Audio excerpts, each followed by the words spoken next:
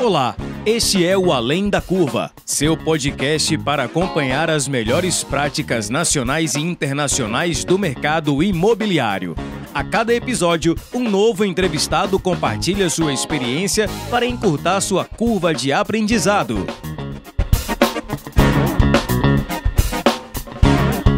O Além da Curva é uma realização da Adit Brasil e da Match Academy.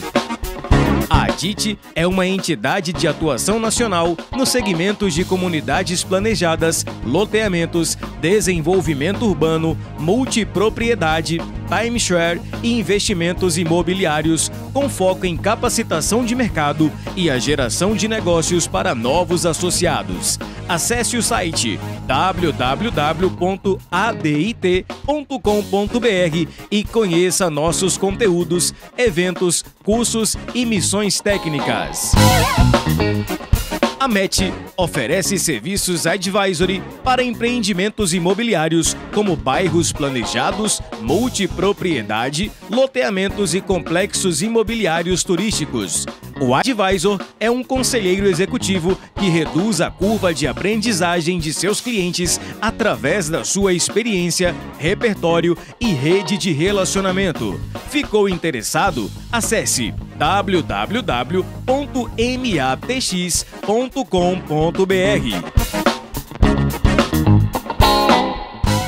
Este episódio tem o patrocínio da Miami Homes. Você que procura uma forma de proteger e ainda valorizar o seu patrimônio, invista em imóveis residenciais ou comerciais em um mercado forte e seguro, os Estados Unidos. Em Miami ou sul da Flórida, conte com a expertise da equipe de Cristiano Miami Homes e Coldwell Banker, uma das maiores imobiliárias do mundo, para ajudar você com seu melhor investimento. Acesse o Instagram, @Cristiano Miami Homes, para mais informações. Olá, turma, tudo bem com vocês? Aqui, Felipe Cavalcante, falando hoje com meu amigo Felipe Strassi. Strassi ou Strat? Strat. Strat, isso aí. Felipe, cara, eu queria te agradecer muito por estar aqui comigo, né? É um prazer, né, ter você aqui. A gente já conversou tanto aí sobre tantos assuntos, mas eu queria começar, Felipe, fazendo uma pergunta que eu fiz para você alguns meses atrás, quando a gente estava batendo um papo. E você é um cara apaixonado por botânica, você é um cara que, né, sempre trabalhou aí com botânica, com paisagismo, né? E quando eu lhe perguntei se a sua empresa era uma empresa de paisagismo, você disse que não, né? Então, assim, eu pedi para você me explicar. Você podia explicar o que é que você faz para ficar claro para todo mundo que está ouvindo, cara? Claro, Felipe. Primeiramente, obrigado pelo convite e espero que a gente tenha, de fato, um ótimo papo aqui, como a gente sempre tem. A Plantar Ideias, ela surgiu com um propósito muito claro, que era essa conexão com a natureza. Em conectar a gente com a natureza, os outros com a natureza, os outros com as outras pessoas e com elas mesmas. Isso foi um processo evolutivo dentro da Plantar, porque, de fato, inicialmente a gente achava que a gente era um escritório de paisagismo. Eu vim, né, da área de paisagismo, trabalhei aí com grandes arquitetos paisagistas, Benedito Abud, Isabel Duprat e a Renata Tilly, que me deram uma bagagem gigantesca. Eu sou um apaixonado por botânica, mas à medida que os projetos dentro da Plantar foram evoluindo, cada vez mais a gente percebeu que o nosso foco eram as áreas de convivência, eram as áreas externas, era essa conexão entre a arquitetura e a paisagem urbana e a paisagem natural. Então, se me perguntam se a gente é um escritório de paisagismo, a gente desenvolve paisagismo dentro do nosso escritório, mas de fato o nosso foco é essa criação de áreas externas, áreas livres e áreas de convivência. Cara, vocês trabalham com várias coisas, mas uma que chama muita atenção é a expertise de vocês em parques e concessões, né? Sejam naturais, sejam urbanos, inclusive tendo, vamos chamar assim, seu grande cartão de visita aí, que seria o Parque do Ibirapuera, né? Como é que vocês caíram nisso, cara? Isso aí foi um plano ou de repente algum dia isso aconteceu? Bom, eu fui o aluno mais jovem da Escola de Jardinagem e Paisagismo do Parque do Ibirapuera, né? Minha vocação veio muito cedo, com 16 anos de idade. De lá para cá, enquanto eu trabalhava com paisagismo no escritório do Benedito Abud, eu tive a oportunidade de trabalhar voluntariamente por 5 anos dentro do Conselho Gestor do Parque do Ibirapuera, onde eu era o primeiro secretário, ou seja, eu estava abaixo do diretor do parque. Com isso, Felipe, eu naturalmente fui ganhando uma grande expertise com esse olhar de gestão política, governança e questões operacionais do território do Parque do Ibirapuera, né? O Parque do Ibirapuera é um parque que gira em torno de 1,5 milhão a 2 milhões de pessoas por mês, então, ou seja, é uma pequena população se a gente for pensar em relação a São Paulo, mas se a gente for fazer equivalência a outras cidades do Brasil, de fato, é uma grande população, né? E dentro do parque é bem interessante porque lá a gente tem, de fato, um micro-universo bastante rico, porque a gente tem a questão ambiental, a questão esportiva, a questão de lazer, a questão cultural, e tudo isso fez parte do meu universo em ajudar a administrar e gerir esse território. Daí veio a oportunidade de se fazer o estudo do PMI, né, que é o estudo de viabilidade para apresentar isso para a prefeitura, para então isso virar uma licitação.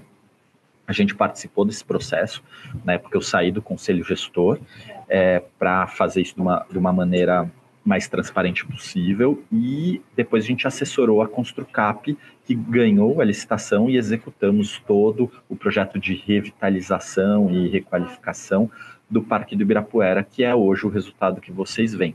E aí dentro desse escopo tem não só a questão de master plan do parque, né, como desenho de novas ciclovias, toda a parte de restauro do eixo Niemeyer também, dos edifícios do Oscar Niemeyer, a gente também assina, somos responsáveis técnicos por isso, e as novas edificações do parque.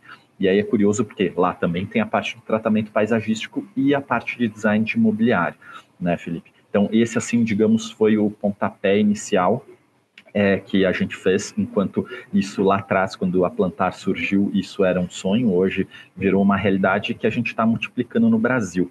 Em relação a parques, hoje a gente tem mais de 40 projetos estruturados no Brasil inteiro, sendo que a gente está com acho 14 nesse momento, estamos com 14 parques em projetos executivos ou já executados, né, também desde o Nordeste ao Sul do país.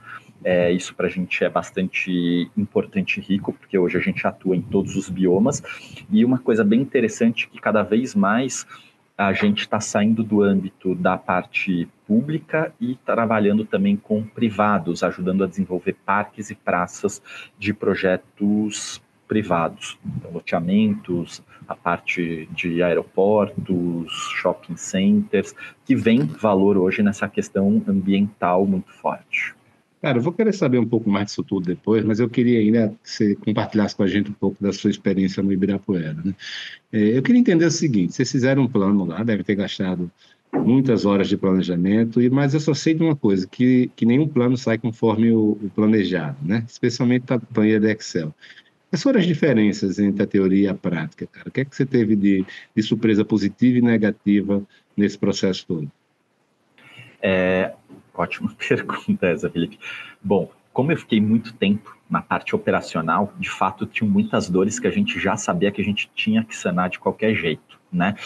Só para você ter uma ordem de grandeza, foram 2 anos de projeto, né? Para a gente, entre primeiras entregas para o poder concedente, aprovação nos órgãos de tombamento, e a gente começar a ter a construção. Então, de fato, não foi algo rápido, não foi algo instantâneo, muito pelo contrário, teve um amadurecimento bastante grande.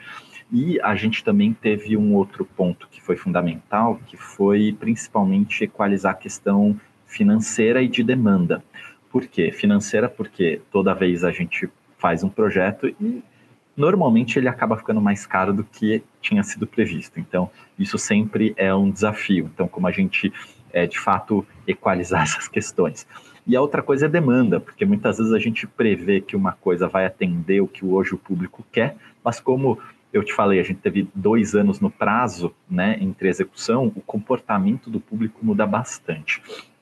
Então, dentro desses quesitos, Felipe, algumas coisas que são muito interessantes de pontuar. Por exemplo, a gente, dentro do Parque do Ibirapuera, a gente fez o maior cachorródromo da América Latina, né? Que é o espaço onde você pode soltar os cachorros lá sem coleira.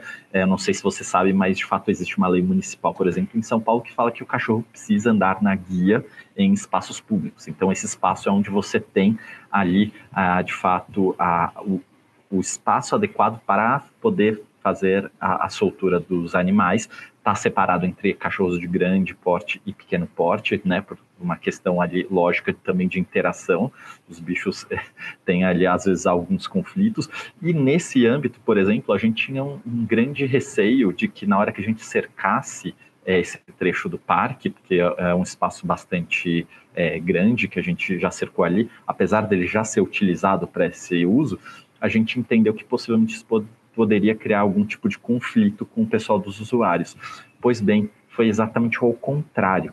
E isso para a gente foi uma grande surpresa. Então a gente estava todo o projeto super preparado para mediar todas essas questões paisagisticamente, as cercas, os bancos. E aí a gente teve duas coisas bem interessantes. A primeira era, antes o pessoal soltava os cachorros, e aí o pessoal passava de bicicleta, corria e jogava bola lá. Isso causava um conflito com os cachorreiros. Então, os cachorreiros primeiro ficaram muito felizes e satisfeitos com isso. O segundo ponto foi que, com o cercamento, as pessoas que não tinham tanta intimidade com o parque, a cerca muito transparente visualmente falando, elas caminhavam, batiam na cerca. E falavam, tem uma cerca agora aqui no meio do parque? E depois, por exemplo, davam a volta até acessar o cachorródromo em si, né? Os acessos controlados que tinham para os animais. Então, isso também foi bem curioso, porque isso não gerou o impacto que a gente imaginava. E a terceira coisa que eu achei fenomenal, que eu escutei isso inclusive recentemente, foi uma pessoa que falou que assim, eu não tenho cachorros, mas eu gostei tanto do espaço como ele ficou, os bancos na sombra, falou, eu gosto de cachorro, que eu vou lá só para ficar interagindo com os cachorros e vendo. Então assim, foi muito curioso, porque isso são coisas que a gente não tinha premeditado, né? A gente desenha aquilo para uma situação e para uma demanda, e muitas vezes o uso começa a se modificar. Pois bem, hoje o cachorródromo, de fato, a gente vê como um grande sucesso, as pessoas adoram.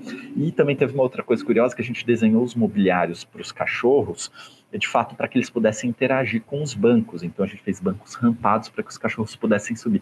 E os tutores, né, os donos de cachorro, vão lá e se divertem muito com isso, porque eles percebem que os cachorros gostam de interagir desta maneira com o mesmo mobiliário que eles estão sentados. Então, tudo isso fez com que conflitos que a gente estava esperando que pudessem ser grandes problemas acabaram não virando, e que novos usos foram colocados ali, por exemplo, né? Então, eu acho que isso foi uma grata surpresa. E eu acho que o outro grande desafio que a gente também conseguiu superar no parque foi a questão da ciclovia, porque a gente tinha uma ciclovia que ela era bastante estreita, muito utilizada, muito demandada. E uma coisa importante para reforçar, o Parque de Ibirapuera, ele foi construído, o projeto original dele, com uma estrutura rodoviarista, ou seja, no passado circulavam carros dentro do parque, por isso que sempre tem ruas, guias, e tinham calçadas, né? As calçadas foram sendo retiradas para dar espaço para o gramado. E essas estruturas, elas permanecem até hoje. Então você tem uma largura de uma via urbana, que não circula mais carros, né? Por uma questão óbvia de demanda do próprio público e da estrutura viária que se conformou no entorno, mas as bicicletas ainda estavam muito restritas ali numa faixa. Com isso a gente redesenhou essa faixa, por exemplo, a gente fez os ajustes dos carrinhos do pessoal que vendia cocos, tirou das vias, a gente realocou isso para fora da calha viária. Por quê? Porque todo mundo inconscientemente acaba circulando naquele piso que é um piso mais liso, mais fluido, né? E recalibramos esse eixo da ciclovia. Com isso também a gente conseguiu acomodar melhor os usos, e tem um uso bastante interessante no parque, que é esse uso esportivo, que as pessoas gostam de correr nesse anel principal, e elas usam a linha da ciclovia para correr, e isso dava muito conflito de uso. Por quê? Porque o ciclista estava caminhando e os corredores estavam exatamente na mesma linha da ciclovia. O que a gente fez? Desenhou mais 2 linhas para que os corredores possam seguir uma linha, porque eles gostam de correr seguindo uma linha, mas ao mesmo tempo que a gente não tem esse tipo de conflito com os ciclistas, né? E isso também foi algo que foi muito bem sucedido, e é curioso porque hoje as pessoas vão no parque e quase nem percebem isso. Eles só veem assim, nossa, como melhorou, e elas não conseguem sacar o que Muitas vezes não aconteceu. explica o que aconteceu, né? Mas, cara, deixa eu voltar aí para o cachorródromo, né? Praticamente todos os projetos imobiliários hoje, condomínios, bairros planejados, até de pequeno porte, como prédios, e eu estou envolvido em vários, né? Eles hoje pensam aí no pet place, né? Esse tipo Isso. de coisa, né? Os cachorros são hoje, não só os cachorros pets, né? De maneira geral, eles são filhos, né? A minha dúvida é a seguinte: como é que se planeja? Porque na minha cabeça era cercar um espaço, deixar eles correr solto, botar algumas coisinhas lá para eles brincarem, etc. É isso mesmo ou tem técnica envolvida? E além de cachorro, tem algum outro tipo de animal que se possa fazer um espaço para eles? É uma ótima pergunta isso. É uma demanda muito grande, né, Felipe? Isso explodiu, essa questão pet, acho que já faz uns bons 20 anos, né, que está nessa curva ascendente, né, nesse novo relacionamento com a questão pet. Hoje, no parque, a gente entende que tem essa questão muito forte do cachorro em si, tá? Em empreendimentos, eu confesso que a gente busca fazer ambientes pet-friendly, né? Empreendimentos imobiliários ou até shopping centers. Depois eu posso até contar um case sobre esse do shopping center também, que é bastante curioso. Mas eu acho que, assim, algumas coisas que para mim são muito importantes. Primeiro ao parque, assim como o empreendimento, a gente sempre busca desenhar um espaço para que ele tenha mais usos. Isso porque a gente aqui no estúdio Plantar Ideias, a gente não entende que fazer um loteamento, um fracionamento de um território, você está tendo um ganho de uso expressivo. O que é importante é a gente dar um uso adequado para atender uma demanda, podendo mitigar o máximo possível o conflito. Isso é um ponto fundamental importante. Então, no parque, essa foi um pouco essa reflexão, né? Então, o que eu contei das pessoas que não têm cachorros que vão lá utilizar o espaço porque entenderam que ele é agradável, isso já é uma boa resposta a essa reflexão. Em relação à técnica, isso é bem interessante porque a parte de agility, que são aqueles campeonatos onde algumas raças têm mais aptidão para participar, né? Que há aqueles obstáculos, rampas, túneis, eles são elementos que nem todas as raças conseguem usar, e normalmente os tutores olham aquele equipamento falando assim, eu vou com o meu cachorro lá e ele vai conseguir interagir com isso. E na realidade isso não acontece, você de fato precisa ter um adestramento ou uma rotina com o teu cachorro que possa propiciar o uso desse tipo de equipamento dentro do cachorródromo, do espaço pet.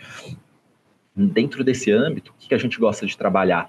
Como eu citei para você, a história de um banco rampado, de elementos que o tutor ou o dono do cachorro ele possa ter uma interação confortável, harmoniosa com o espaço, e o cachorro ele está ali, na real, interagindo com tudo, com a árvore, com o arbusto, com o banco, com os elementos de agility, assim por diante. Nos empreendimentos imobiliários, o pessoal gosta de colocar os equipamentos de agility, que no meu entendimento é a cabeça do proprietário, do dono que vai comprar o empreendimento, está olhando aquilo e fala, meu cachorro vai brincar ali.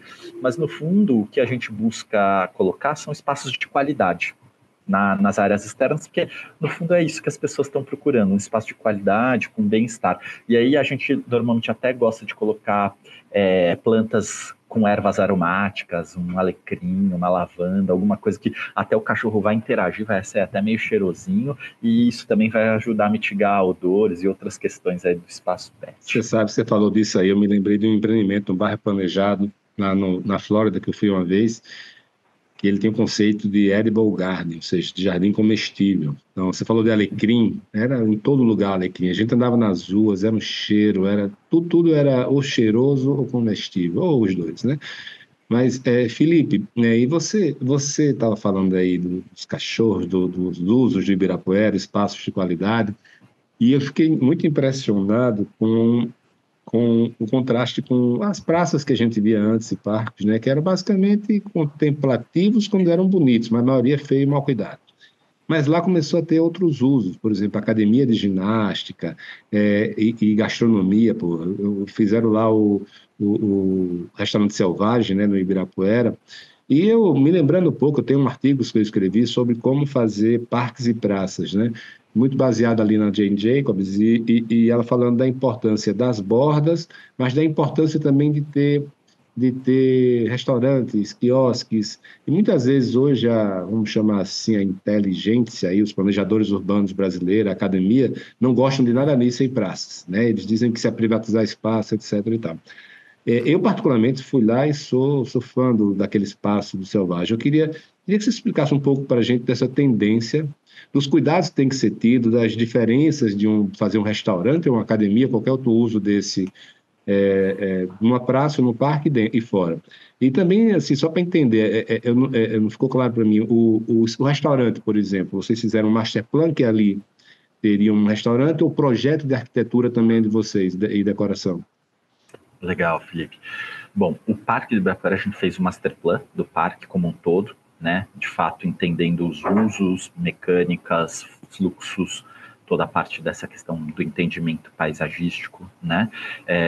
E no Selvagem, a gente desenvolveu a parte de arquitetura e paisagismo, né? A parte de ambientação ficou a cargo do Léo Sanches, que é um dos sócios, e ele que criou o conceito e o entendimento enquanto selvagem, né? Então, quando veio a dinâmica, olha, aqui vai ser um restaurante, vai ser selvagem, a gente está nesse local, fez todo o sentido, ele compreendeu também muito bem o espaço, e a gente buscou honrar e dar continuidade a essa percepção bastante assertiva do local. Ali no Selvagem, ele era uma pequena lanchonete com, na realidade, o uso maior dele era os banheiros, que ainda existem lá, que atendem a pista de Cooper, né? E isso foi bastante importante, porque a gente tinha algumas dinâmicas que a gente queria auxiliar a melhorar. Primeiro porque a pista de Cooper era uma pista de Cooper que estava, não diria abandonada, porque ela tinha de fato um uso bastante interessante, por ser sempre uma caminhada predominantemente na sombra, muito agradável, né, principalmente nos dias mais quentes. Porém, ela trazia uma certa insegurança pela questão paisagística. Lá é uma área de sombra, arbustos altos e uma iluminação não muito boa. Então, a gente trabalhou primeiro para iluminar, trabalhar e melhorar a questão de iluminação da pista de Cooper. Segundo, o restaurante ele trouxe esse fluxo de pessoas na hora do almoço e à noite. Se tem pessoas, você vê as pessoas, você se sente seguro, né? Então, isso para a gente também, a gente buscou entender e como é que a gente iria trabalhar essa questão de conexão do restaurante com o seu entorno. Dito isso, Felipe, tem uma outra camada que então se relaciona de fato com a questão paisagística, que é como a gente amarra o restaurante ao parque, mas ao mesmo tempo dá uma certa privacidade. Com isso, então, a gente criou os jardins no entorno do restaurante para que, de fato, a gente criasse esse buffer, esse colchão entre o que era a pista de Cooper e o que era o restaurante, com maciços baixos e de médio porte. Então é bem interessante, com isso você criou uma amarração super bonita com as figueiras, com as árvores que tem lá, você vê as pessoas passando, mas você tem a privacidade, né? E as pessoas que estão de fora não conseguem nem perceber que existem esses maciços, ou seja, a gente não precisou criar um gradil, uma cerca para separar uma coisa da outra. O que está fazendo isso são as próprias vegetações do entorno, e inclusive que a gente trabalhou com vegetações nativas, o máximo possível, né? O parque já tem muitas exóticas, mas ali o que a gente buscou colocar foi uma vegetação nativa. E o projeto de arquitetura em si, ele buscou criar esse deck, essa grande varanda, é um projeto circular que não dá a sensação também de costas. Então você nunca sente que você está no fundo ou na entrada, o que também é muito interessante, porque você se apropria da paisagem 360 graus, né? Então a gente entendeu que isso também foi muito assertivo para o projeto em si, tá? Então, cara, deixa eu fazer uma pergunta dentro de algo que você falou bem rapidamente aí, que é o uso noturno dos parques e praças, né? Como é que a gente viabiliza isso no cenário de tanta insegurança que a gente tem, né? Mesmo lá no Parque Ibirapuera, né? Ou seja, em todos os do Brasil, as pessoas têm receio, né? Me lembro muito da história do Central Park antigamente e do que ele se tornou hoje sendo um lugar seguro, né? E o que as cidades têm feito vamos gradear aí a praça ou o parque não permitir o uso depois de 22 horas, etc. e tal. Existem soluções para isso? Como é que se ativa e dá segurança sem ser pelos mecanismos tradicionais de segurança ou de fechar uma praça? Legal. Bom, Felipe, no Parque de Ibirapuera em si, a gente também tem uma outra questão, que é a questão de fauna, né? E que a gente entende que a gente precisa respeitar isso também em outros cenários. A gente está fazendo projetos no Nordeste, onde tem a questão de respeito às tartarugas, então a gente também não pode colocar iluminação forte, nem direcional na orla da praia. Então, primeiramente, a iluminação ela tem que ser muito bem trabalhada para entender esse equilíbrio entre fauna e uso. O segundo ponto é a iluminação. A iluminação, você não precisa ter uma super iluminação geral, forte, porque isso também é muito impactante no aspecto de não respeitar e não trazer qualidade para o foco de uso. O que a gente entende que é importante é ter uma iluminação um pouco mais homogênea e contínua. Isso quer dizer o quê? A pessoa precisa conseguir enxergar o que está à frente dela, mas não necessariamente ela precisa ter um foco de luz super potente, forte, né? E isso faz com que a pessoa tenha não só a sensação de segurança, mas ela também saiba e consiga situar tudo que está no entorno dela, digamos assim. Então, essa seria uma primeira camada. A segunda camada seria a gente entender os usos, né? Então, qual que é o uso noturno que aquele espaço tem? Aquele é só um espaço de circulação e transição? Então, você pode ter, sim, uma luz contínua, homogênea, que faça essa conexão, que dê essa sensação de segurança e que vá estar conectando um lugar ao outro. O que poderia ser esse lugar ao outro? Possivelmente o acesso do parque, né? Por exemplo, pode ter uma luz ali um pouco mais forte, que intuitivamente a gente consiga nos orientar, e aí depois você vai ter os usos, como, por exemplo, o uso esportivo ou até o uso de eventos. E ali você vai ter, de fato, então, uma iluminação mais adequada para esse tipo de uso. Uma coisa também muito relevante para falar assim, como podemos usar melhor os espaços urbanos de parques ou praças à noite. De fato, Felipe, não existe outra possibilidade senão ter pessoas. Para ter pessoas, você precisa ter ativação, você precisa ter uso. Então, como eu coloquei a parte do restaurante selvagem sendo utilizado à noite, você tem um fluxo intenso de pessoas ali circulando. Naturalmente, você se sente seguro. Por mais que você tenha que fazer um trajeto no meio de um bosque, fazer um trajeto que é mais bucólico e inicialmente traria mais segurança, mas ele estando ali iluminado, você vendo pessoas, isso já te traz segurança. A outra questão seria a possibilidade que hoje o pessoal faz muito, que é a parte de assessoria esportiva e lazer e esportes durante o período da noite. Por quê? Porque hoje nas cidades você trabalha durante o dia e à noite você vai fazer sua prática esportiva e você pode estar fazendo isso dentro dos parques.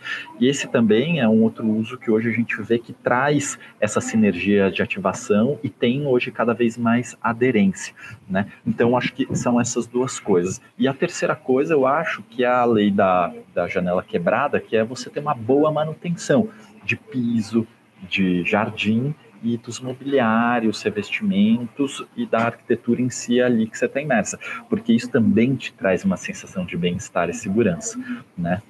Tá bom? Felipe, você está falando desse segurança, né, à noite, mas eu vou até levar para uma situação maior. Eu já batendo papo com alguns outros paisagistas, né, e me lembro que se formou na minha cabeça uma percepção. Eu respeito muito os ditados populares, sabe? A tradição acumulada por décadas e séculos. E a história do atrás da moita, né? Ou seja, a gente nunca sabe ali o que é que está atrás, pode sair de trás da moita, né? É como se a moita, ou seja, o arbusto ali de porte médio, ele pudesse estar escondendo alguma ameaça, né?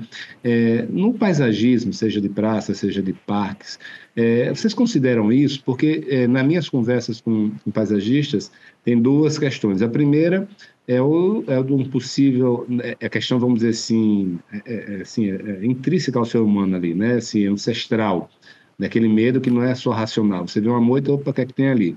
E o segundo é da visibilidade, né?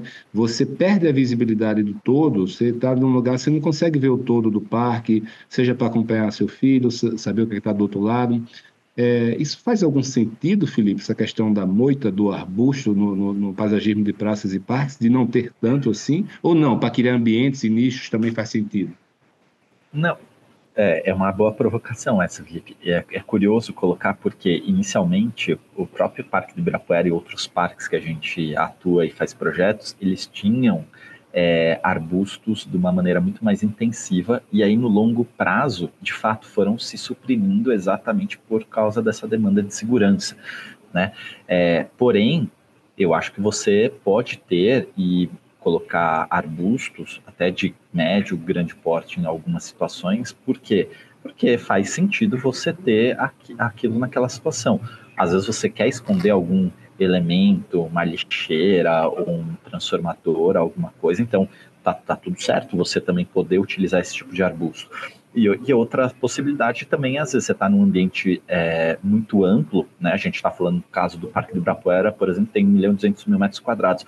Você tem áreas que de fato ficam muito distantes e que as pessoas só se relacionam com aquela área visualmente, assim, vem ao longe, né? Ali também você pode ter um arbusto de grande porte, pode ter alguém atrás da moita, mas vai estar muito, muito distante. Isso não necessariamente dá uma sensação de insegurança.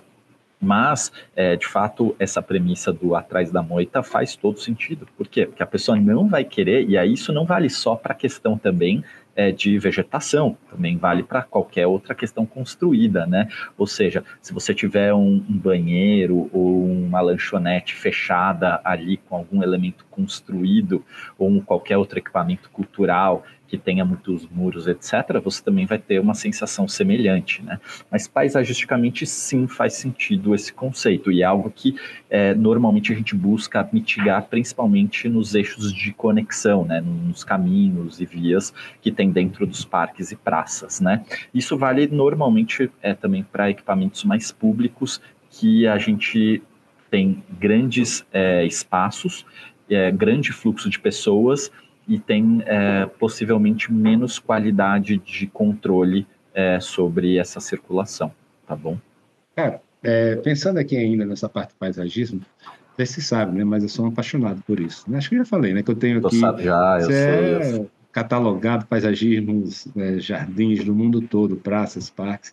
E eu já tive uma fazenda que minha mãe tinha e eu ajudava ela, uma fazenda de produzia flores e plantas, exportava para a Holanda. Então é um assunto que eu adoro, por isso que eu estou até puxando um pouco mais aqui.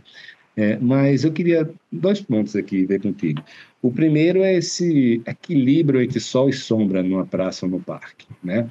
É necessário haver alguma preocupação com isso, né? Isso depende do lugar que ele está. Lugares muito sombreados são necessariamente bons ou são ruins, né? O sol, de repente em São Paulo, no Rio Grande do Sul, pode ter uma atratividade, no Nordeste outra.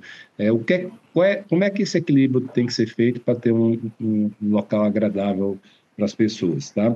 E o outro é o seguinte, como eu falei, eu produzia flores e o meu grande benchmark na parte tropical era a Tailândia. Eu quase fui lá uma vez fazer uma visita técnica e eu sempre senti uma diferença muito grande entre o paisagismo tailandês, ele muito assim, com arbustos, com plantas de diferentes tamanhos, né, e fazendo uma cortina assim de árvore até uma grama embaixo, com paredes, com aquelas folhas largas, ou seja, tropical, colorido. E no Brasil o paisagismo sempre, sei lá, meio exótico, né? Essa coisinha com essas plantinhas que a gente vê nos condomínios fechados. Você podia, né, numa resposta só, abordar esses dois temas aí?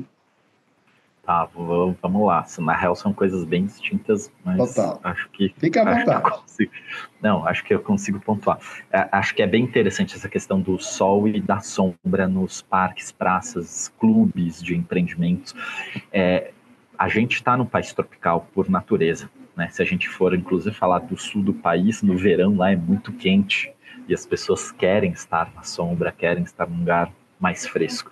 Quando a gente fala do centro-oeste, inclusive, a gente estava desenvolvendo alguns projetos ali na região de Brasília e no próprio Nordeste em si, Bahia, Recife, a gente já tem um respeito natural ao sol, né? Porque você não tem como ficar durante um dia de sol, né, digamos ali do centro-oeste para cima, nordeste, norte também, fazendo alguma atividade no sol, porque é muito forte, é muito desgastante, é extenuante. Então, para você estar com teu filho num parquinho, vai estar muito quente. para você fazer a prática esportiva também. Isso não quer dizer que você não possa praticar, que você não possa lá se divertir no sol, pode, tá tudo certo, mas de fato você não tem uma resistência tão grande e um conforto ambiental tão grande a ponto de você ficar ali no sol por algumas horas, né? Então é curioso porque a gente fez alguns projetos de parques no Recife e lá o pessoal fica então todo mundo resguardado por causa do sol durante o dia e vai chegando 4, 5 horas da tarde, começa a ter uma sombra nos parques. Lá no e as Nordeste pessoas, é isso, final da tarde ali, 5 horas, começa a as pessoas brincadeira. ocupam de maneira intensa o parque. E a gente estava até conversando com um cliente agora de Brasília, ali no Centro-Oeste, e qual que era a dinâmica? Como é que a gente vai atrair pessoas aqui ao longo do dia, criando sombra, né? E para isso é fundamental a gente entender que a grande maioria das atividades ao ar livre nesses locais, que são locais mais quentes do país e que é a grande maioria do nosso território, né? Minas Gerais também tem esse desafio.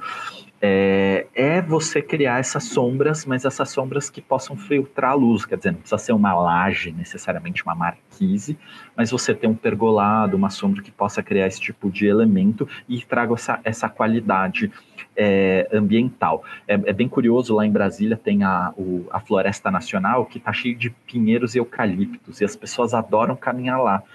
São plantas exóticas, né? E aí eu vou entrar já na temática que você me provocou aí sobre a questão das asiáticas, mas que o pessoal vê um baita de um valor, porque o pinheiro tem um cheiro gostoso, o eucalipto tem um cheiro gostoso, e ele está caminhando na sombra. E isso, poxa, em relação ao conforto ambiental, é incrível. O cerrado, a gente tem um pouco mais de dificuldade, dependendo do tipo de cerrado, né? Existem um cerrado um pouco mais alto, mas normalmente a gente está caminhando no sol. Isso não quer dizer que a paisagem, a vegetação que a gente tenha no cerrado não seja incrivelmente bela, assim como a que a gente tem no Nordeste, tá? Em relação à sua provocação sobre exóticas, né, e as nativas aqui no Brasil, de fato a gente passou por um período, estamos nesse momento ainda no período de transição sobre o entendimento dessa relação botânica. A gente tem uma biodiversidade riquíssima no Brasil, a gente poderia dizer até que é a mais rica do mundo, né, em relação à biodiversidade de fauna e flora. Temos muitos biomas, o que não é qualquer território do planeta ou país que tenha essa diversidade de biomas que a gente tem. E com isso a gente pode e deve aproveitar melhor dessas espécies. O que aconteceu? Como a gente é um país colonizado e a gente veio desse processo de olhar para os Estados Unidos, olhar para a Europa ou até olhar para a Ásia, como entendendo que essa cultura, inclusive estética, é mais interessante do que a nossa, então a gente buscou se apropriar disso. O Brasil, no fundo, ele é muito bom em fazer isso, né? Eu entendo que aqui a gente tem essa qualidade de receber o estrangeiro, olhar para tudo que vem de fora de uma maneira bastante entusiasmada e, com isso, abrasileirar. Porém, isso começou a causar um certo desconforto porque a gente ganhou uma certa pasteurização estética, né? E isso transcendeu também para a questão botânica. Então, se utilizava nos anos 90 muito buchinho, pingo de ouro, né, essa questão de topiarias, e depois a gente foi ganhando outras estéticas com a palmeirização, então colocava palmeiras exóticas em todos os lugares. Depois a gente começou a ganhar um pouco mais de repertório, e aí veio outras espécies exóticas asiáticas e africanas, até que hoje a gente tem aí um trabalho muito forte de diversos paisagistas trabalhando as nossas nativas com uma relação estética bastante importante enquanto resultado. E aí é curioso, Felipe, porque também tem essa questão. Dá para trabalhar isso de uma maneira organizada, bonita, com um desenho interessante? Super dá. E normalmente as nativas bem aplicadas, um jardim bem equilibrado, ele dá inclusive menos manutenção do que um jardim com exóticas, né? Por todos os lados. Às vezes uma exótica cresce demais, ou às vezes ela também cresce de menos. Normalmente quando você trabalha bem com espécies nativas, ela cria um resultado que o teu jardim dá muito menos manutenção. Então, isso é complexo da gente explicar, às vezes, para um cliente, né? Mas o resultado entregue faz a diferença e o cliente normalmente fica muito satisfeito. Felipe, então, essa questão... não pode falar, para terminar. essa questão estética é também uma evolução. E aí a gente fica com esse olhar muito assim também, custo-benefício, e depois essa relação de custo operacional, digamos, do jardim em si, tá? Toda vez, todo mundo, quando a gente fala sobre o uso de plantas nativas e exóticas, todo mundo enche o peito, enche a boca e diz, não, tem que valorizar as nativas, o Brasil tem esse grande bioma, é um absurdo usar as exóticas. Mas nos meus próprios empreendimentos e na convivência com o mercado imobiliário, eu sempre me deparei com dois problemas. O primeiro problema é exatamente a cultura criada do que é bonito ou feio, né? Ou seja, essas exóticas, esses condomínios com grama, com aquelas exóticas todas, elas são sempre vistas como aquilo uma coisa bacana e legal, então eu quero aquilo também. E muitas vezes, quando a gente fala de nativa, lá no Nordeste, ou no Sul, etc., a nativa é o que está no meio do mato. Então, aquilo é mato para as pessoas. Elas não querem mato, elas querem uma coisa bacana. Então, primeiro tem essa questão de estética, de senso estético e cultural aí. E o segundo é viveiro, né? Nas vezes que eu quis fazer empreendimentos com plantas nativas, eu precisei construir viveiros, contratar biólogos, fazer a manutenção, fazer plantio, porque não existiam viveiros de plantas nativas. Esses dois pontos mudaram e ainda continuam. Legal, Felipe, ótima pergunta. Eu acho assim, depende da escala que a gente está falando. Eu acho que isso é um ponto importante, porque normalmente quando a gente vai para uma escala menor, algumas coisas se facilitam e outras ficam um pouco mais complexas. O que se facilita quando a gente está falando de uma escala menor para usar plantas nativas? Você vai usar menos quantidade, né? E possivelmente se tem também menos disponibilidade de viveiristas plantando, porque tem, o valor dessas plantas tendem a ser um pouco mais caras. Então, é importante também reforçar que dentro hoje dos projetos que a gente faz, que são projetos de grandes escalas, a gente já tem esse trabalho de, por exemplo, fazer a testagem das espécies nativas, né, trabalhando com viveiristas, fazendo esse desenvolvimento. Por quê? Porque primeiro vai ser um projeto de longo prazo e vão ter muitas mudas. Então, qual é a maneira que a gente também consegue mitigar isso?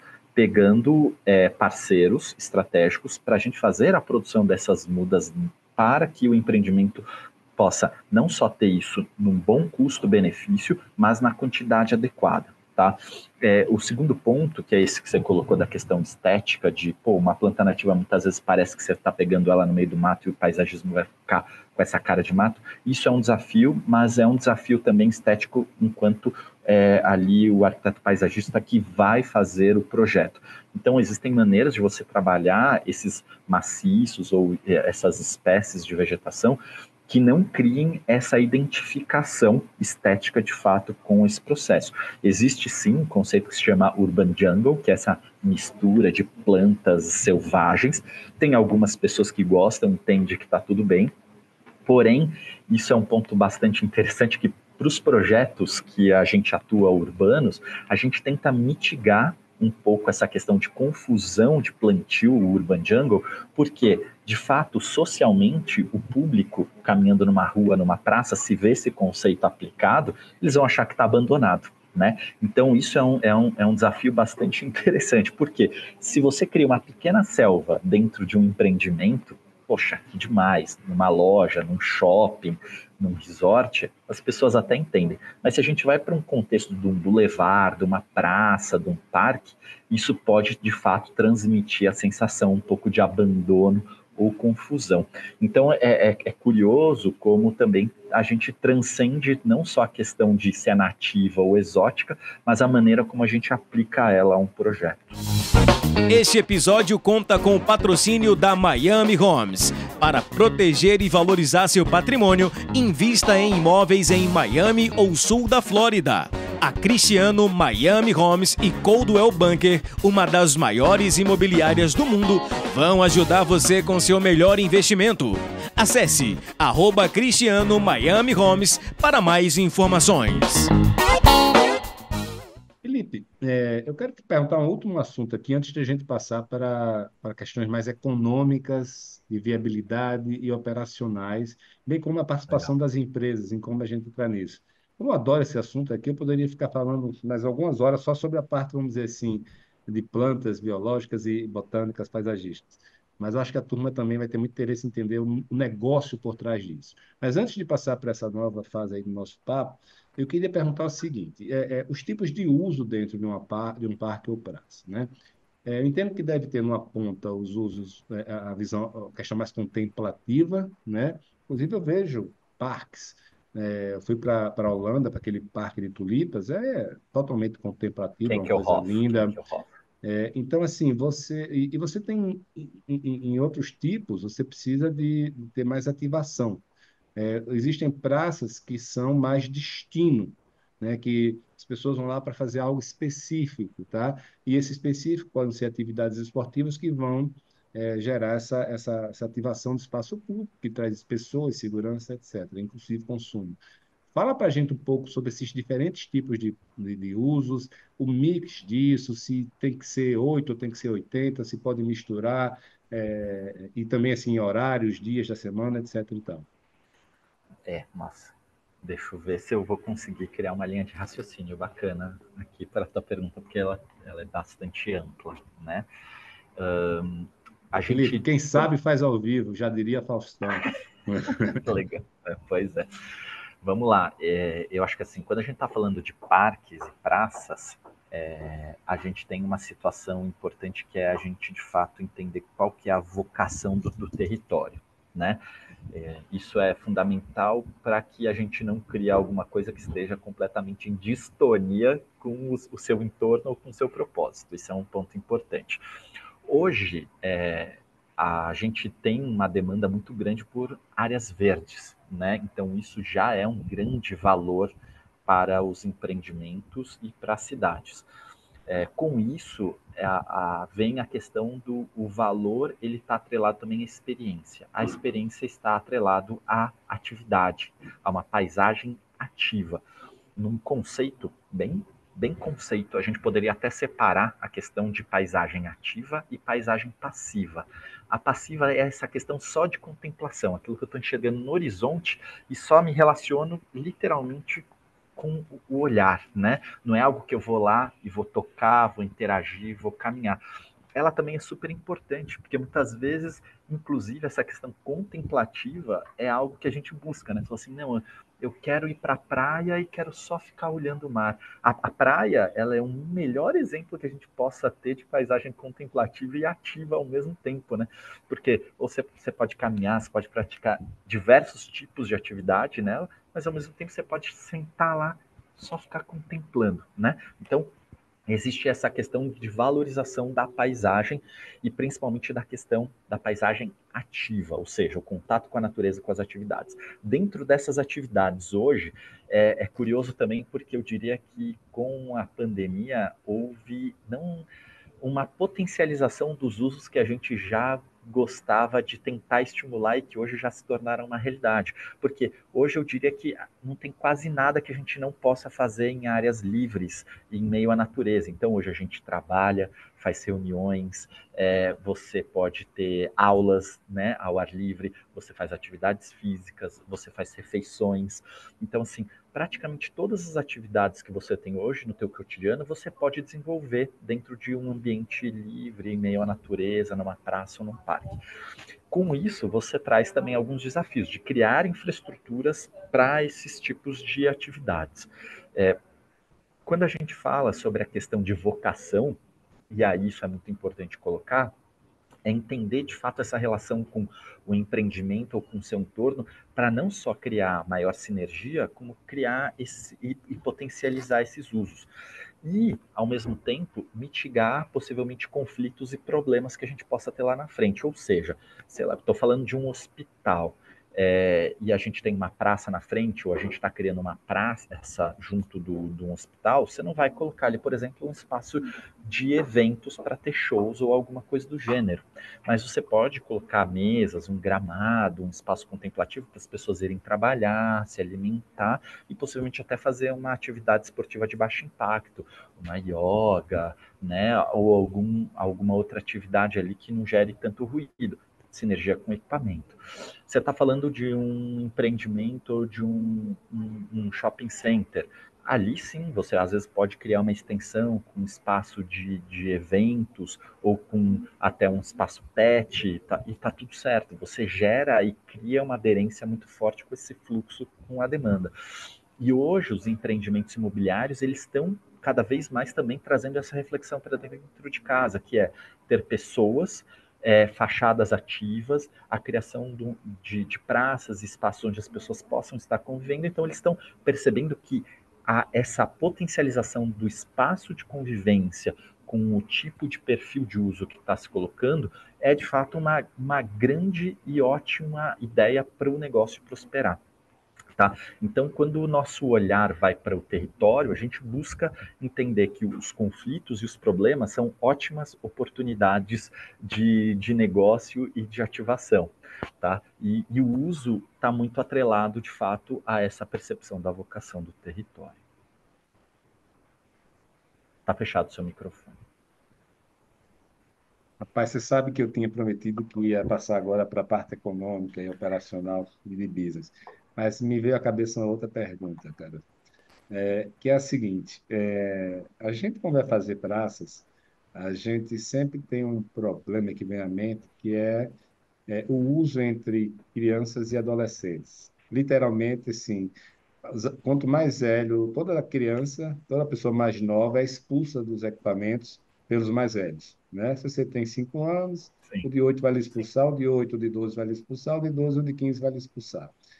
Como é que você gerencia isso no projeto Uma Praça? Ah, E junto com isso, a questão de bagunça e barulho, que eu conheço empreendimentos que tiraram as quadras esportivas porque era briga, barulho, bagunça, e botaram algumas, transformaram, por exemplo, uma quadra poliesportiva em uma série de mini atividades onde não gera competição entre as pessoas, é muito mais de integração. legal. Você também tem alguma experiência nesse sentido?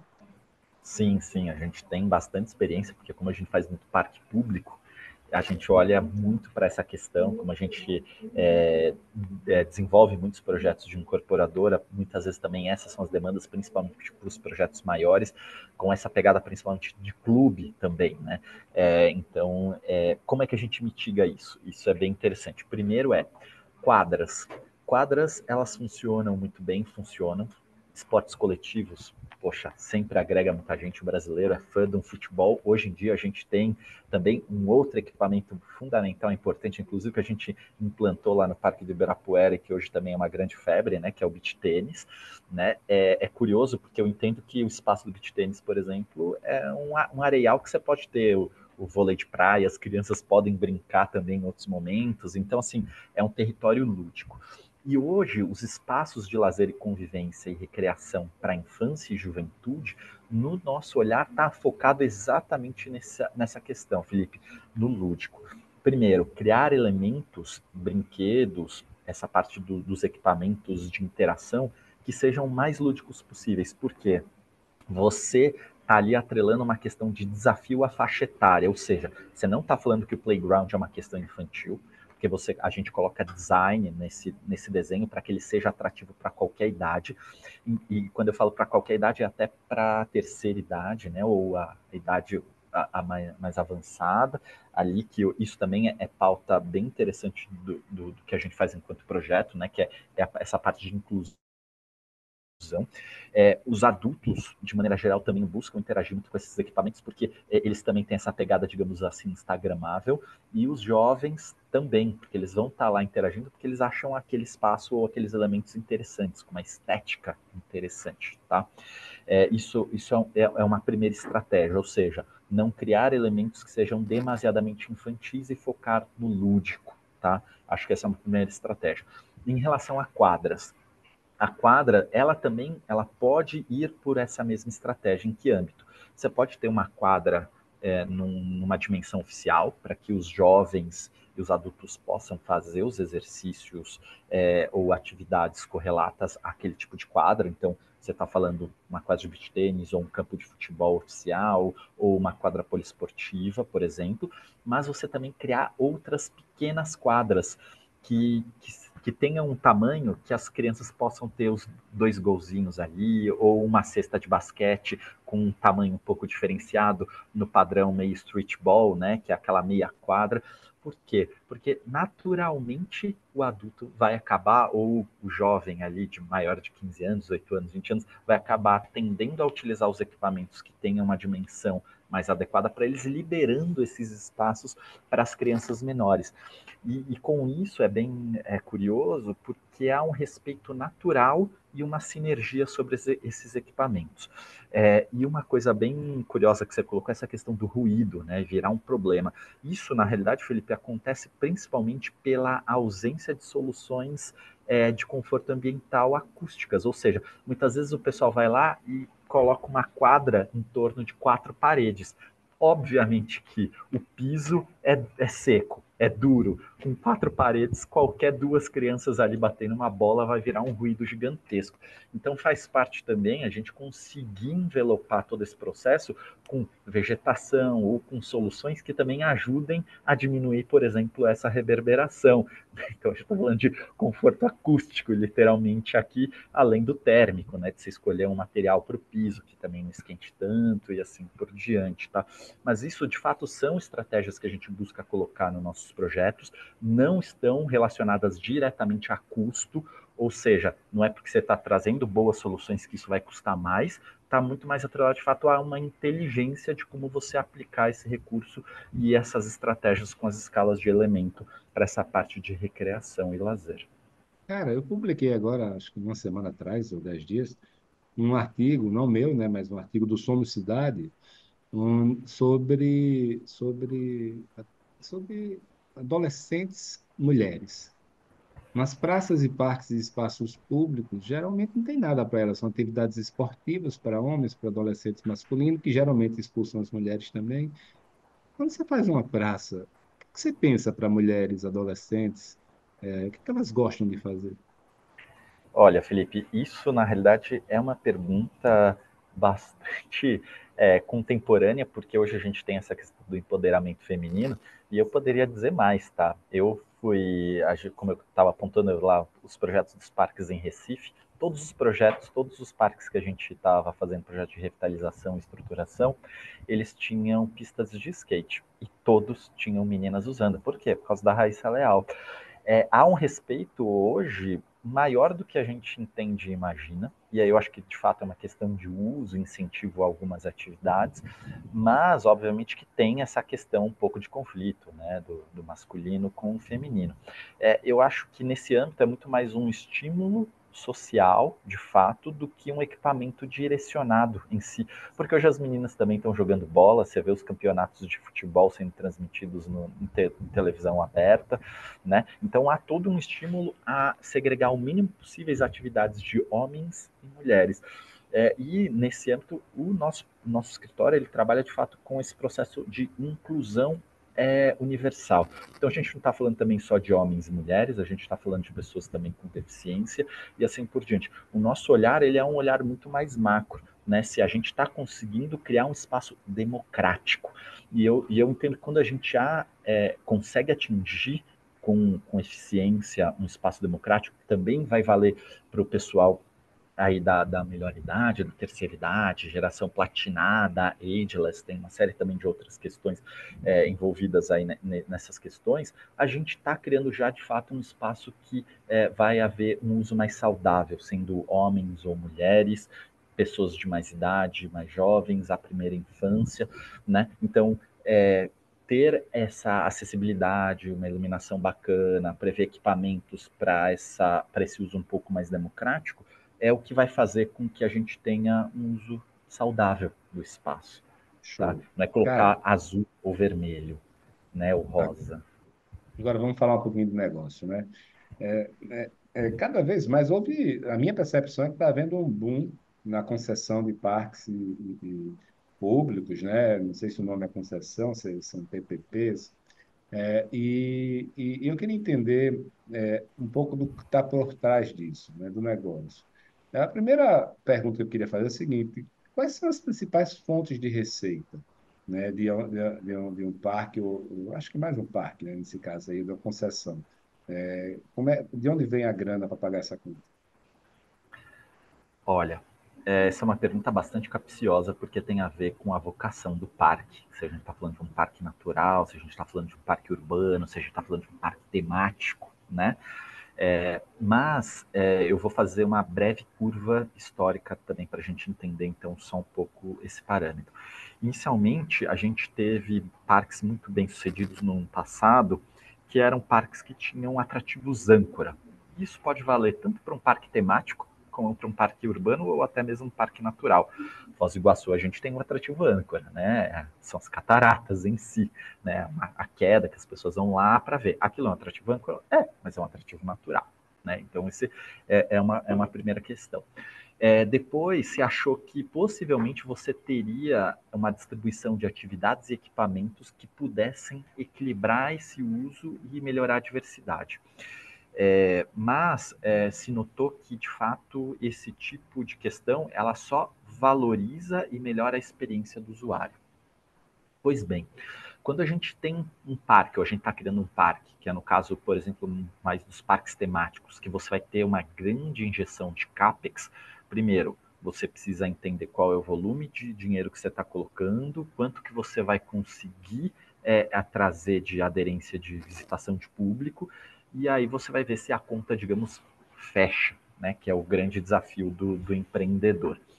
Para isso, por exemplo, a gente tem um bom exemplo agora em São Paulo, recentemente foi inaugurada a Roda Gigante. Então, é um grande investimento dentro do Parque Vila Lobos, é um parque concessionado e, portanto, eles veem ali que vai ter um fluxo natural do parque, mas ser um novo atrativo turístico âncora até dentro da cidade de São Paulo, né? Então, você não é da cidade de São Paulo, não é qualquer capital que tenha uma roda gigante.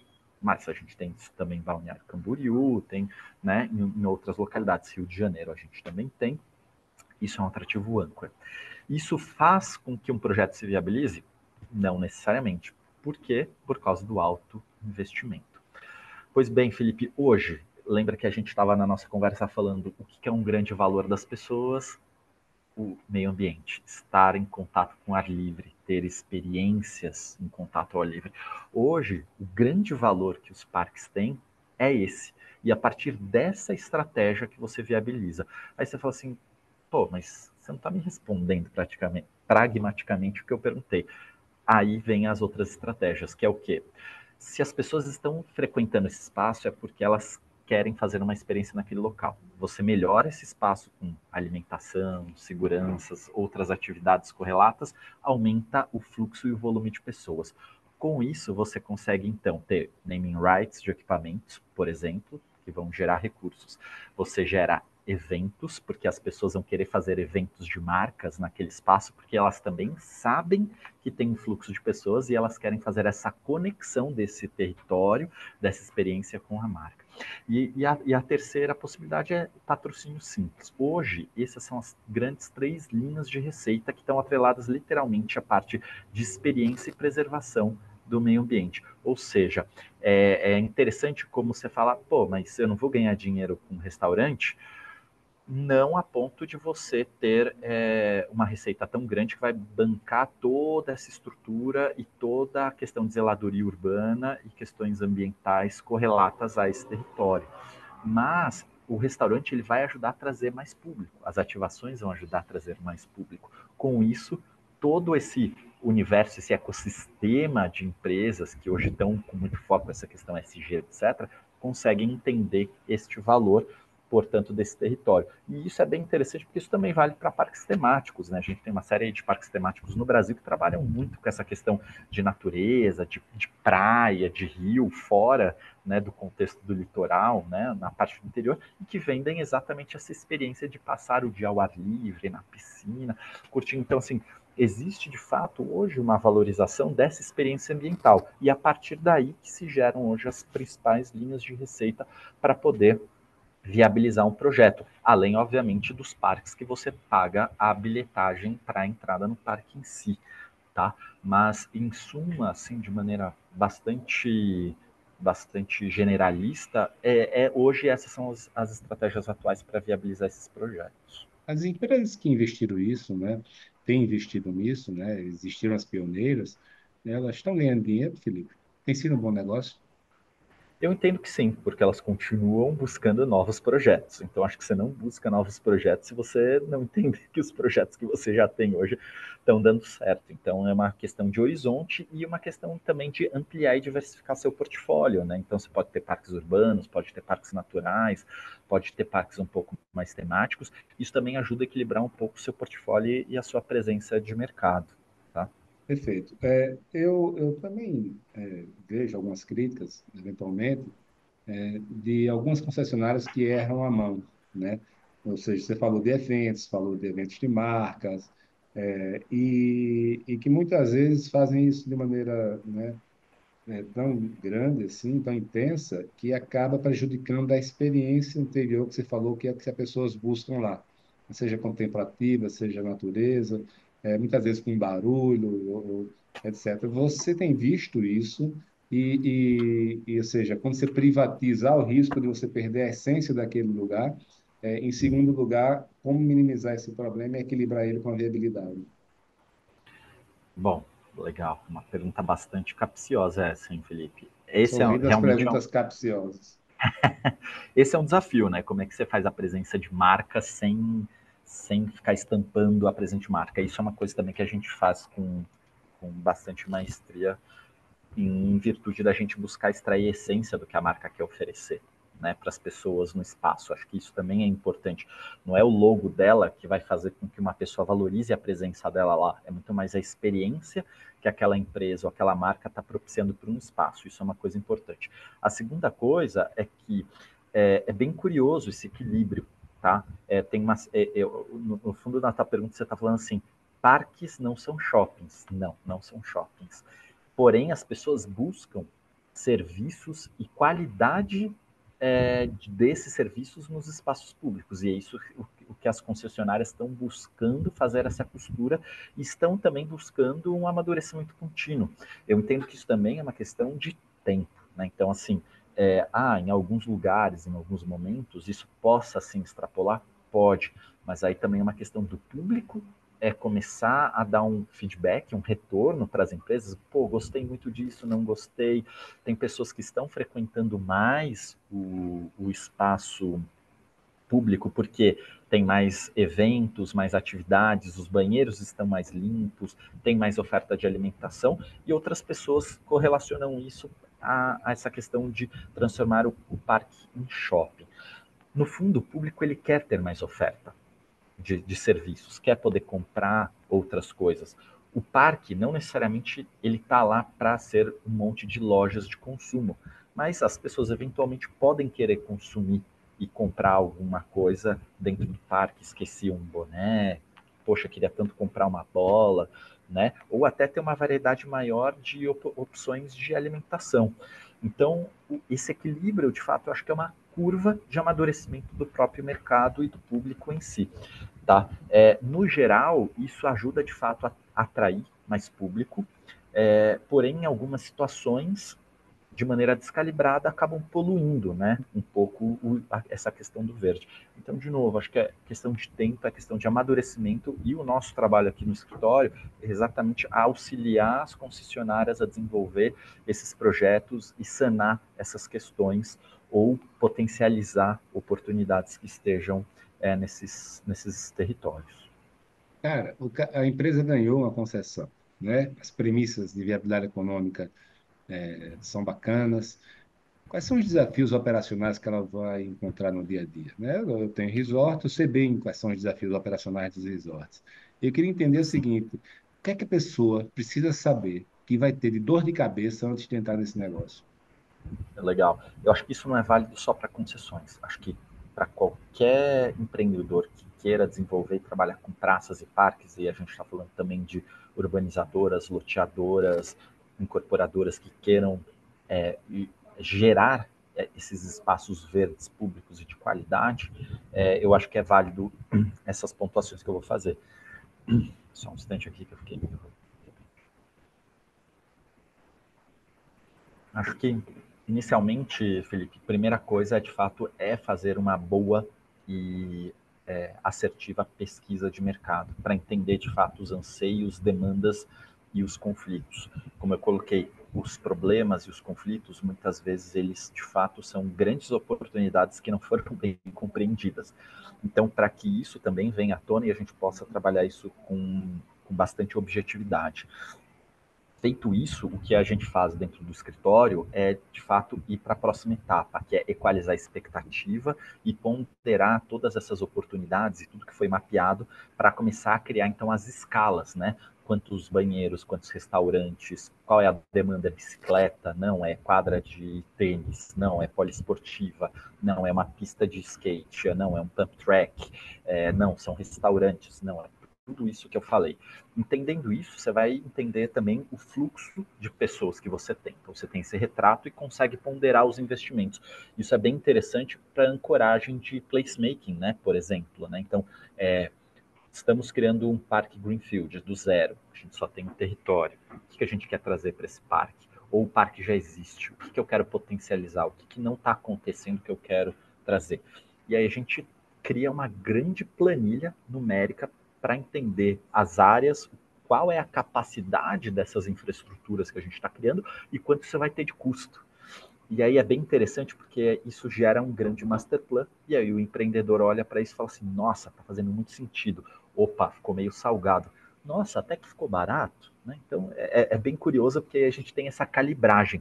E com isso também a gente consegue elencar as prioridades, ou seja, o que faz sentido eu trazer para esse parque que não tem, ou o que a gente quer criar enquanto vocação que vai ajudar a quebrar essa inércia de ser um espaço muitas vezes que não tem nada, ou um baixíssimo uso, para um espaço que vai começar a ganhar cada vez mais aderência e ter maior uso.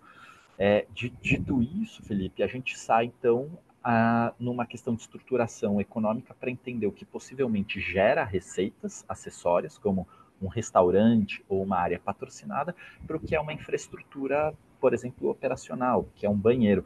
E um banheiro também pode ser patrocinado, né? Dependendo de como a gente enxergar e como ele for bonito ou interessante ou não, ele também pode ser patrocinado. Mas entendendo essas infraestruturas básicas. A partir daí, a gente entra então num fluxo bastante racional de, primeiro, prioridades, obrigações, se a gente está falando de um contrato público, mas também da questão de como você quer startar esse processo. Então, às vezes, você vai precisar o quê? Fazer um banheiro com um ponto de apoio, uma ciclovia com um parquinho, um banco com uma sombra e poder estimular algumas atividades ali para começar a criar essa condição de uso. E a partir daí a gente vai desenvolvendo todas as outras linhas, não só de receitas, mas de infraestruturas que a gente pensou para essa praça ou para esse parque. Uma coisa importante, a questão operacional do curto, médio e longo prazo. Muitas vezes a gente não tem um resultado imediato. E a gente também tem que entender que essa é uma curva natural do projeto em si. Né? As coisas não são assim, virei uma chavinha, não. É mais por uma engrenagem que a gente vai apertando e as coisas vão acontecendo. Então, olhar isso no longo prazo e também ter uma clareza sobre o custo operacional que vai ter esses equipamentos também faz parte do nosso trabalho aqui dentro do escritório. Afinal, não é só fazer algo viável e bonito, é conseguir construir isso, né? Fazer com que isso fique de pé e depois que isso tenha um custo que esteja adequado dentro do que o empreendedor está disposto e que é assertivo para o projeto, tá bom? Felipe, você falou aí de placemaking, né? Eu sou apaixonado pelo tema. Eu trouxe em 2009 o cara que escreveu o livro para Natal, para um evento. Mas na cabeça das pessoas, o placemaking sempre é ativação do espaço público, eventos, etc. Quando você presta um serviço de placemaking, né, você não está falando disso, você não faz evento, né? Qual é o foco, né, do trabalho de placemaking que a sua empresa faz? E junto com isso, a questão de paisagem urbana, né? Então, o serviço de paisagem urbana, qual a diferença dele para o serviço de paisagismo, clássico aí, de vegetação? Legal, Felipe. A parte de placemaking, de fato, o placemaking é criar a conexão das pessoas com um lugar, né? A gente muitas vezes é contratado por empresas, grupos de shopping centers, para fazer essa ancoragem e uso dos espaços, né? Ou seja, trazer um uso ou potencializar aquele uso, trazer mais pessoas. O que a gente faz? basicamente um processo muito semelhante com o que esse que eu acabei de explicar, de gerar um parque, ou seja, entender a demanda, entender a essência também do que as pessoas querem transmitir ou colocar enquanto operação para esses espaços, né?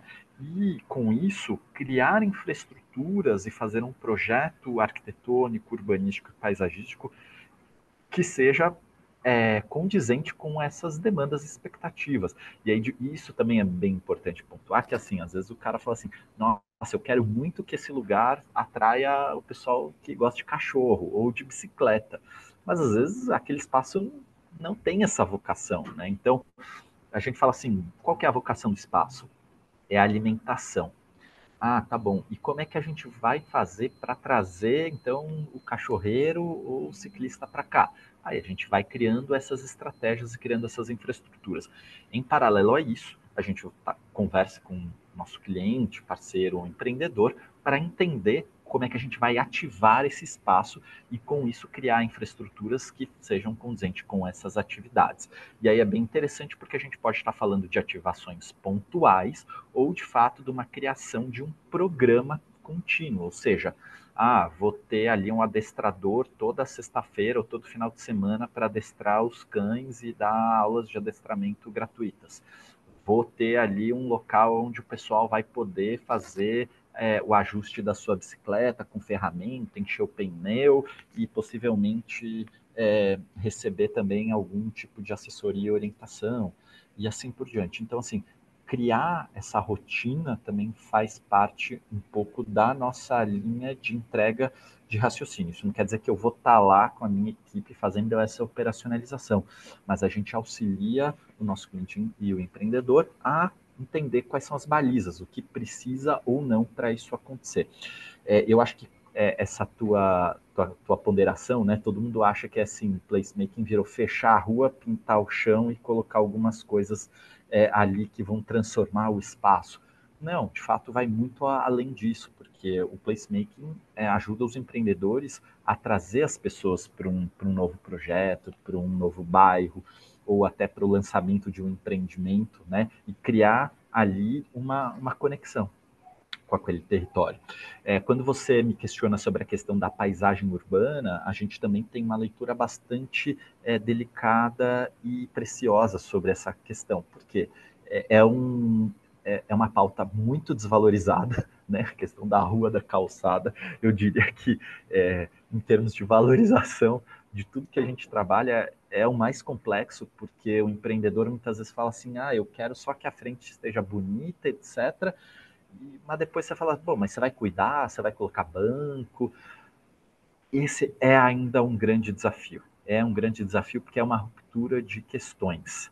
Questões conceituais, questões operacionais, questões de investimento, porque é obviamente que qualquer que seja o empreendimento, ele vai querer sempre investir mais dentro do que fora. Na hora que a gente entender que o investimento fora é tão importante quanto o que a gente tem dentro, isso vai causar uma mudança assim importante para as cidades, né? E o nosso olhar ele é muito delicado nesse âmbito, por quê? Porque a gente busca sempre desenhar para que tenha o máximo de gentileza urbana, para que a gente sempre possa ter o máximo de bancos, o máximo de equipamentos possíveis, que a rua, o espaço urbano, seja um bulevar, uma pequena praça, um recuo que seja do empreendimento, que ele possa acolher, que ele possa ressignificar. E se tem pessoas, tem segurança. E se tem segurança, tem valor. Então, o que a gente entende é que no final das contas a gente está gerando valor. Para isso, a gente precisa que o empreendedor ele também entenda que ele vai precisar fazer uma manutenção, ele vai precisar ter uma gestão sobre aquele espaço de alguma maneira, né? Mas para isso a gente coloca, primeiro, mobiliários condizentes, que sejam resistentes, que não deem tanto manutenção, a mesma questão a parte de paisagismo, né? Então a gente está falando o quê? De uma calçada que seja sempre que possível muito acessível, que tenha um piso com uma qualidade estética e de limpeza bastante fácil, né? Que a gente tenha mobiliários esteticamente bonitos, interessantes, que a gente tenha uma vegetação que esteja sempre bem cuidada, sadia, com flores, que possa atrair fauna, um passarinho, uma borboleta, porque isso tudo também ajuda a criar esse encantamento. E isso, no final das contas, só gera valor, né? Então, eu não estou falando só de meia dúzia de plantinha e colocar um banco. É entender o que está acontecendo naquele espaço. E para a gente, a paisagem urbana, ela tem essa relevância porque é o mote de grande oportunidade. A calçada e a rua é o que nos conecta e conecta a cidade. Né? Então, trabalhar com afinco e vontade por defender esse território enquanto um território de fato de grande relevância, para a gente tem uma questão aí que é mais importante do que só fazer algo bonito ou falar que a gente está fazendo desenho de paisagem urbana, tá bom? Legal. Cara, a gente começou esse movimento, pelo menos é a percepção que eu tenho, que começou a ver esse movimento de concessões, de parques, passando pelo setor público, uma atuação muito forte do BNDES, né? Mas eu Sim. estou começando a ver movimentos também de empresas privadas, especialmente empresas que têm grandes reservas de áreas, né? Empresas que eram industriais, que eram agroflorestais, sei lá, e elas hoje começam a pensar em monetizar esse ativo, transformar em negócio, né? Procede isso está acontecendo? Tem alguma diferença de fazer uma coisa assim, de fazer em gerência pública? Falando em termos de escala e estruturação, não. Aí a gente está falando mais de quando a gente está falando do público e do privado, a gente só está de fato falando dentro do âmbito da origem, digamos, né? Ou seja, a relação que a gente tem do contexto público é uma e a relação do privado é outra. Quais são as principais diferenças? Quando essa origem desse território vem de uma questão pública, você tem uma série de entregas que já são, digamos, correlatas porque é público, ou seja, dar acesso ou preservar de uma maneira muito ampla e universal. Quando a gente está falando de um privado, às vezes isso pode ser recortado de maneira que se tenha uma conexão e uma identificação um pouco maior com, digamos, o nicho de mercado que aquela empresa está atuando ou que aquele empreendimento está se valendo, ou seja, se é um empreendimento que a gente está falando de um novo bairro, ou de um loteamento, ou um domínio fechado, é uma relação, se a gente está falando de um resort, é uma outra relação com esse território, mas em relação à estruturação, sempre vai ter esse olhar em relação a conflitos e problemas, oportunidades, o que é a entrega ambiental, o que a gente pode potencializar enquanto oportunidade, e, de fato, cada vez mais se vem buscando colocar em prática a questão, por exemplo, do crédito de carbono, e hoje a gente também tem a questão de crédito de biodiversidade, ou seja, não só valorizar toda a questão de floresta de pé ou floresta em desenvolvimento, mas também se valorizar toda a biodiversidade existente ali enquanto fauna, né? Então isso também é uma riqueza que hoje está começando a ser metrificada e ponderada dentro deste mercado, digamos, ESG. Importante reforçar, Felipe, que floresta de pé é sempre importante, mas uma floresta em desenvolvimento, ou seja, onde a gente está fazendo replantio, que seja de agrofloresta ou reflorestamento, ela tem uma captura bastante importante de carbono ou até maior. Então, de fato, esse pacto que está se tendo com as ODS e cada vez mais empresas aderindo a essas questões está fazendo com que o mercado olhe para esse cenário de parques com uma questão diferente. Por isso que, inclusive, você falou assim, bom, está dando dinheiro, está potencializando, a gente já não tem mais como fingir que estamos tendo mudanças climáticas. Não estamos nem falando só do aquecimento global em si, né? A gente está falando de uma série de outras questões que envolvem a questão também social, a questão alimentar, né? Então, isso é importante colocar que hoje as grandes empresas já entenderam que ter um tratamento adequado para essas áreas de preservação, para o território dela e a entrega ambiental e social que elas estão fazendo, de fato é algo que está fazendo não só sentido, mas elas já entenderam que faz a diferença, né? Então, esses projetos hoje, eles estão ganhando relevância e potencial por causa disso. E eu entendo que a gente está, assim, no início, de fato, desse processo, tá bom?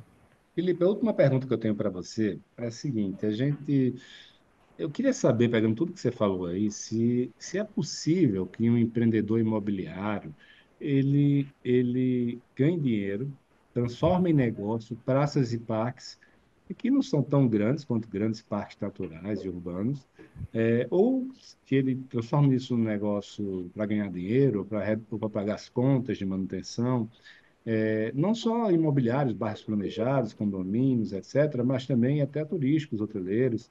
E a partir de que momento, de que escala, seja de tamanho ou de fluxo, isso pode fazer sentido? Putz, Felipe, hoje é o nosso grande foco, tá? É de fato desenvolver. Eu entendo que o ganhar dinheiro nesse âmbito é muito relativo, porque se ele não ganhar dinheiro diretamente com a operação deste território, desse parque ou dessa praça, ele vai acabar valorizando e muito o empreendimento dele, os imóveis, o aluguel, se for proprietário, né? Então isso é um cenário importante. Em relação à escala, eu não vejo que tenha um limitante de escala. Eu acho que não tem escala pequena ou escala grande para esse território.